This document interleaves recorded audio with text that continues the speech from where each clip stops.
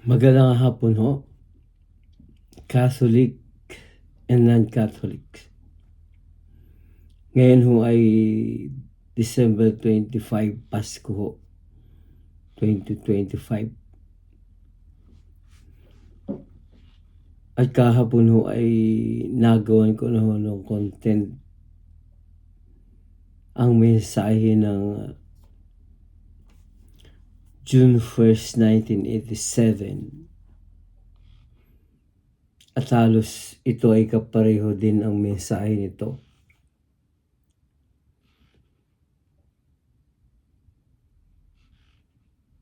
From the book True Life in God, October 30, 1987.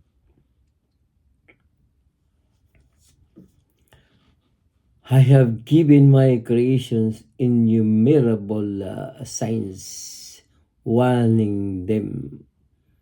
I raised up saints, declaring my desires. But have they listened? Has anything changed?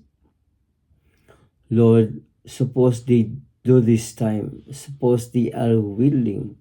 Suppose they read and believe and unite and seek to glorify you rather than seek their own interest. This time, had they believed in this message. Vasula, many would fear, even those who would believe in my message and admit that it is I, through fear of being mocked upon and fear of their superiors, many would put honor from them before the honor that comes from me. Honor me and diffuse my message. Suppose they do bend, I would afflict my justice, then that lies heavily upon them. But they still hurl venomous arrows at one another, affecting my body. There will always be disharmony reigning among them because love is missing.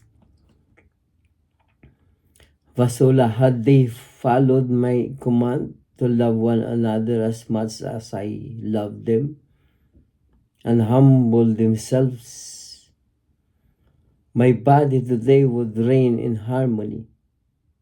Have they ever humbled themselves, washing each other's feet? Have I not given you this as an example so that you may copy what I have done?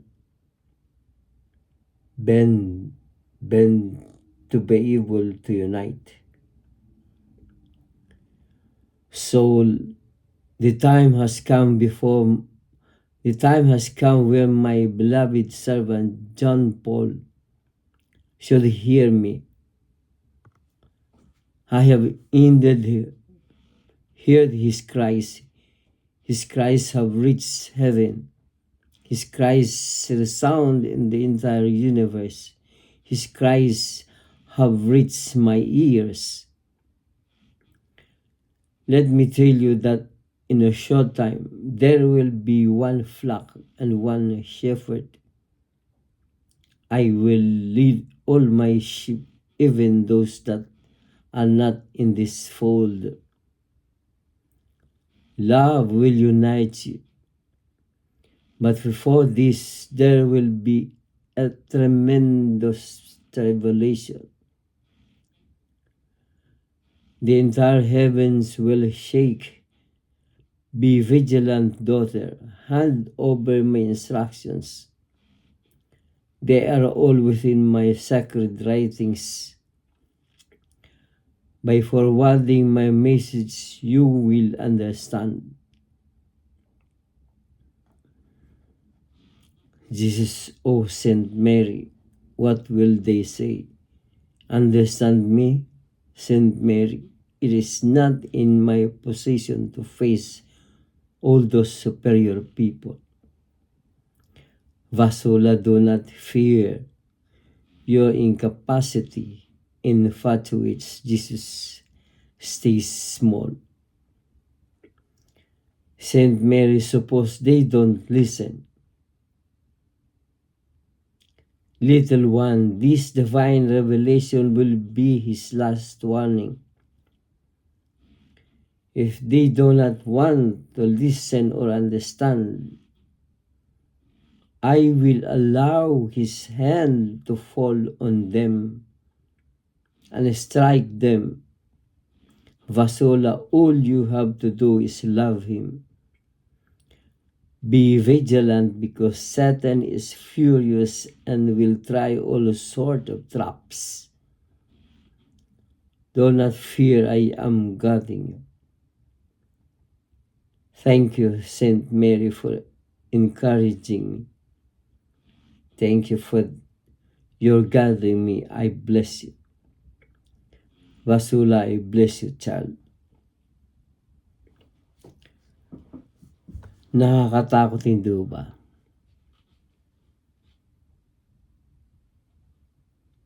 Para magaganap na ho ang kinakatakutan. Dahil magpahanggang sa ngayon,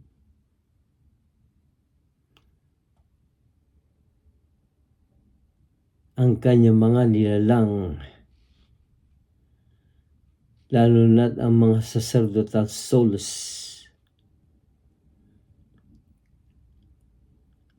ay wala pa rin pinagbabago. Walang pagmamahal sa kapwa, sa kanilang kapwa.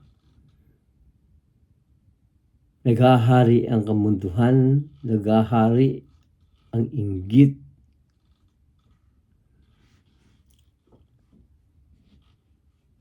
Ganito ho, ito parehong-pareho ito yung ginawa ko ng content kahapon.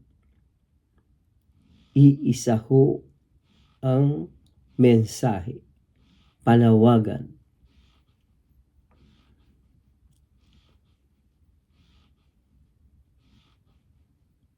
Kahapon ho,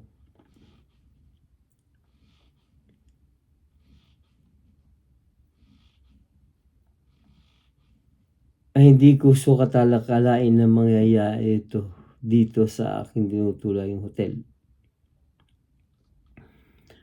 Yun maleta ko yung luggage ko, laging nakadapa ho yun, nakahiga.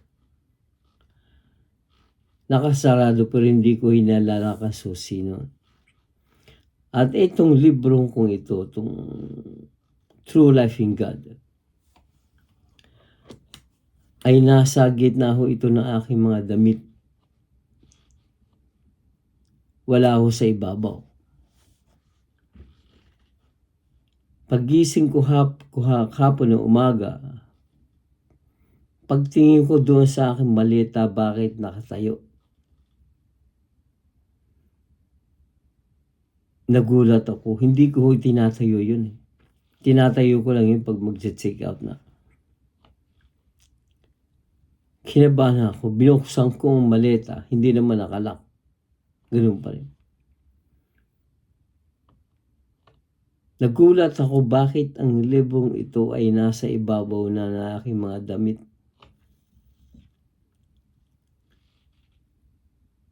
At hindi ko naman inalagay sa ibabaw to dahil hindi pa nga po ako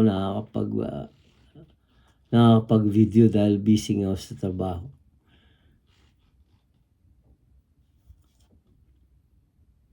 Napaisip po ako. Pero nung umaga ako magtatrabaho na kami. Pagdating namin ng hapon ay bigla akong binuksan ng maleta at kinuha ko itong librong to. At bigla ho akong nakapag-video.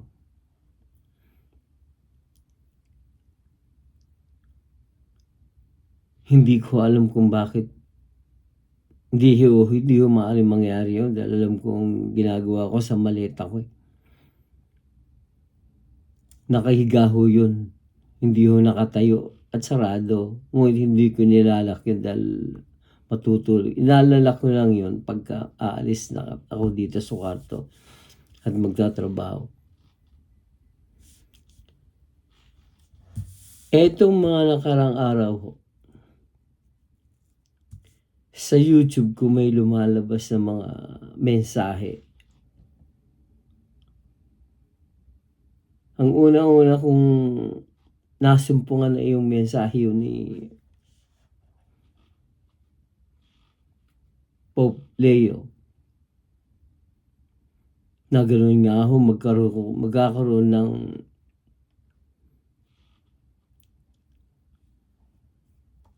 total darkness.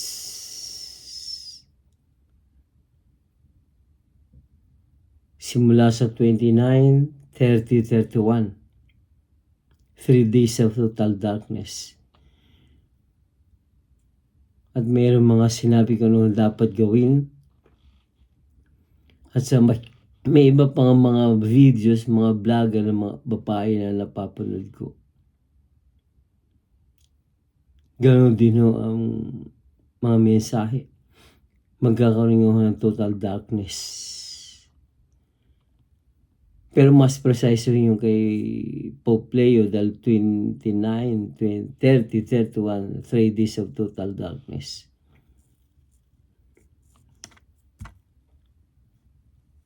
At sana ho, hindi ho totoo yun. O mga vlogger lamang yun na gumagawa ho para lumakas. Dumami ang kanilang mga followers.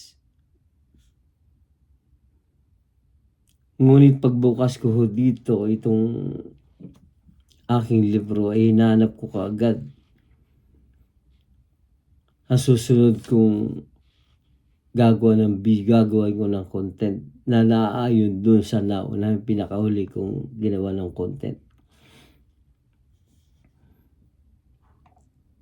Ito nga ho. Lumalabas na yung final warnings na sinabi ho ng Saint Mary. Little one, this divine revelation will be his last warning. If they do not want to listen or understand, I will allow his hand to fall on them and strike them.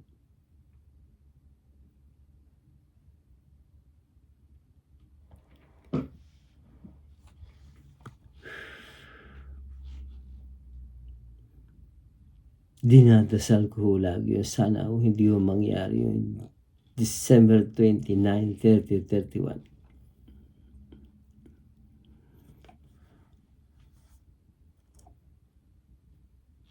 Ay kahapon nga ako pagdating ko dito, bigla akong nag-video, bigla akong gumawa ng content. At ito pangalawa na ako ngayon.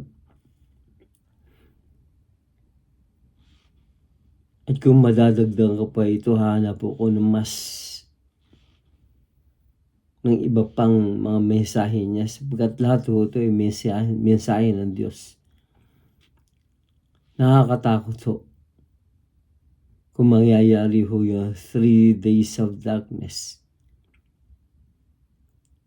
Yung sinabi ng Pope Leo na 29, 30, 31, parang kapos na ho sa oras paghahanda. Sana hindi ho mangyari o maganap. Nangyari ho sa akin ngayon. Isang paalala ho. Parang kailangan na ho ako makapag-forward ng marami sa kanya mga mensahe na nakasulat ho dito sa librong ito, True Life in God.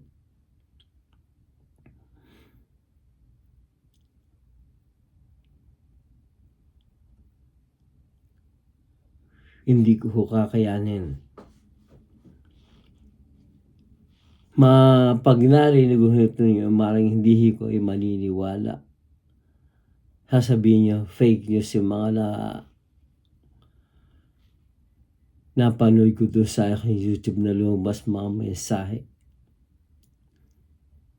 At sana nga fake news. Pero nag-alala ho kasi ito na ho, nakasulat na ho. Nababasa ko na ho, baka yun na yung ngayon na.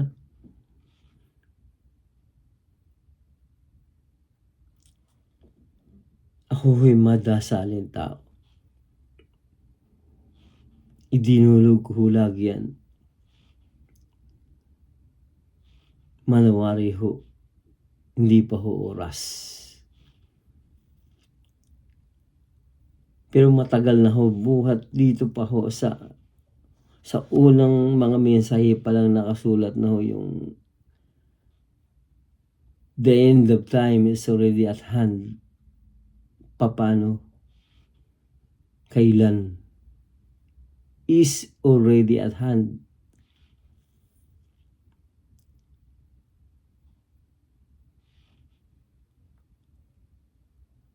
Mga 1986-87 ho yung mga nakasulat dito.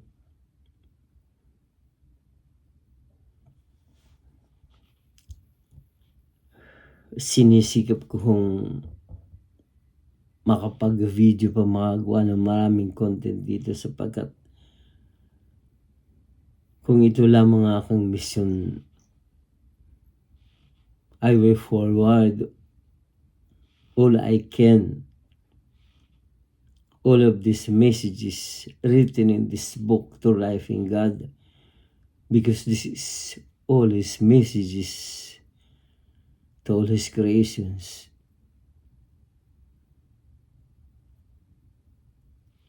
At naniniwala ko,